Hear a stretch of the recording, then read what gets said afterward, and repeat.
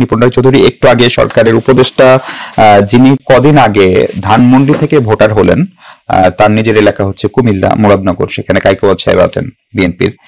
একটা প্রচলিত ধারণা হচ্ছে যদি আসিফ মাহমুদ বলছেন যে উনি স্বতন্ত্র নির্বাচন করবেন, কিন্তু যেহেতু আপনার ঢাকা 10-এ কোনো প্রার্থিতা বিএনপি ঘোষণা করে নাই, সেখান থেকে একটা শঙ্কা বা একটা আলোচনা যে আসিফ সাহেব হয়তো বা এখান থেকে নির্বাচন করবেন। যদি বিবিসি একটা রিপোর্ট করছে যে ওনার যে আবাসস্থল ঢাকায় সেটিও এই আসনের ভিতরে পড়ে না, মন্ত্রীপাড়া, ফলে সেটি ভিন্ন প্রশ্ন। আসিফ সাহেবের স্টেট হচ্ছে ভোট পাওয়ার জন্য আওয়ামী তোষণের প্রতিযোগিতা চলছে, যেন ফ্যাসিস্টদের ভোটে সংসদ যাওয়ার থেকে সারা জীবন সংসদে না যাওয়া ভালো। আপনাদের আসলে আসিফ মাহমুদকে নিয়ে কোনো পরিকল্পনা আছে কিনা? আসিফ মাহমুদ যদিও এখন এনসিপি না, কিন্তু এনসিপির সঙ্গে আপনাদের কোনো জোটের হিসাব নিকাশ চলছে কিনা? এবং আজকে মির্জা ফখরুলের একটি বক্তব্য নিয়ে ব্যাপক আলোচনা সমালোচনা হচ্ছে, বিএনপি একটি রিজয়েন্ডারও দিয়েছে। গতকালকেও তিনি বলেছেন যে ধানের শীষ যতক্ষণ আছে ততক্ষণ তারা নৌকার কোনো ক্ষতি হতে দিবে না, নৌকার সমর্থকদের, সাধারণ সমর্থকদের কথা বলেছেন। দেখুন, আপনি সাধারণ সমর্থক তারা বাংলাদেশে আম জনতা বলেন, সাধারণ পিপল বলেন, তারাই তো সাধারণ মানে সমর্থক। এখন আপনার একটা ব্যক্তিগত পছন্দের জায়গা থাকতেই পারে যে কোনো দলের প্রতি, আদর্শের প্রতি, এটা আপনার একান্ত ব্যক্তিগত চয়েস। সেটাও কিন্তু গণতন্ত্রের বিউটি। আমরা যদি গণতন্ত্রে বিশ্বাস করি, মানুষের বাক স্বাধীনতায় বিশ্বাস করি, মানুষের স্বাধীনতায় বিশ্বাস করি, তাহলে আমাকে ওই সমর্থকদেরকে ওন করতে হবে। তো আপনার পদ পদবি আছে কিনা, আপনি কোন রাজনৈতিক পদ হোল্ড করে সাধারণ মানুষের জন্য হুমকির সম্মুখীন হয়েছেন কিনা, ক্ষতির কারণ হয়েছেন কিনা, সেটা আমাকে জাজ করতে হবে। তো এখন ধরেন আমার মেয়ে অগ্নিলা রায়, আমি বিএনপি করি বলে যে বিএনপি করবে কিংবা সমর্থন হবে, বিষয়টা কিন্তু তা না। তার নিজের ব্যক্তিগত একটা মতামতের বিষয় আছে, আমার ওকে প্রাধান্য দিতে হবে। তো সেই সেন্টিমেন্টের জায়গা থেকে বিএনপি সংগ্রামী মহাসচিব তিনি এই কথাটা বলেছেন।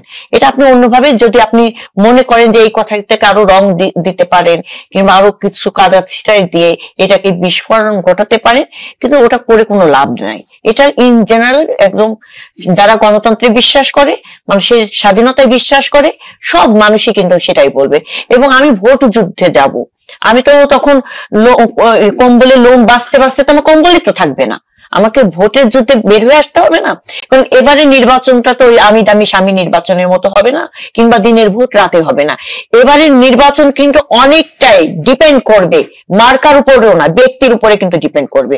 আপনি কাকে কি বলছেন, আপনার কথাটা জেনজিরা কিভাবে নিচ্ছে, আপনার কথাটা আপনি যে আমার কাছে ভোটটা চাচ্ছেন, আমি কি চাই সেটা কি আপনি জানেন কিংবা আপনি বুঝেন, কিংবা সেটাকে আপনি পূরণ করতে পারবেন, সেই জায়গাটাকে আপনি আমাকে আশ্বস্ত করছেন কিনা, সেটার উপর নির্ভর করবে কিন্তু এবারের ভোট যুদ্ধটা।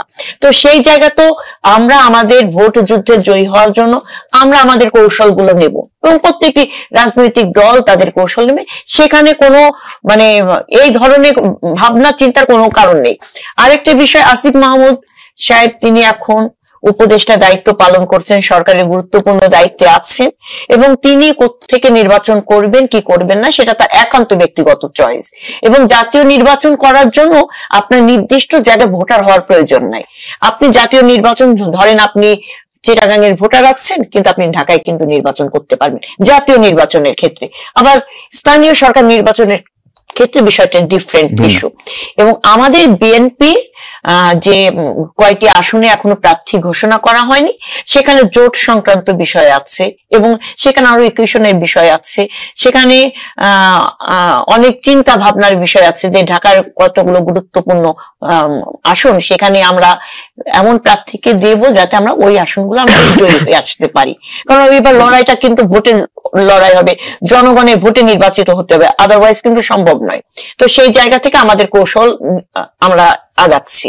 তো এনসিপির সাথে আমাদের জোট হবে কিনা, কিংবা অন্য কোন কোন দলের সাথে আমরা জোট হয়ে ঐক্যবদ্ধ হয়ে নির্বাচন করব, নির্বাচনে অ্যালায়েন্স হবে, সেইটা এখনো কিন্তু সমীকরণ আমাদের হয়নি চূড়ান্ত। এবং আমি জানি না এনসিপির সাথে অ্যাকচুয়ালি আমাদের মানে সর্বোচ্চ ফোরাম কিংবা দলের সর্বোচ্চ ফোরামে এখনো সেই কথাগুলো হয়েছে কিনা সেটা আমি এখনো স্পষ্ট না, আমি বলতে পারবো না। তো অবশ্যই আগামী জাতীয় নির্বাচন আমাদের জাতির জন্য খুবই গুরুত্বপূর্ণ নির্বাচন, এবং সেখানে প্রত্যেকটি ব্যক্তি এবং দলকে প্রাধান্য দিয়ে নির্বাচনে আমাদেরকে বেরিয়ে আসতে হবে, এবং আগামী নির্বাচনে সংসদ সদস্য তারাই যেন হয় আমরা প্রত্যাশা করি, যেখানে মানুষের প্রত্যাশা পূরণের একটা কেন্দ্রবিন্দু যেন হয়ে দাঁড়ায়।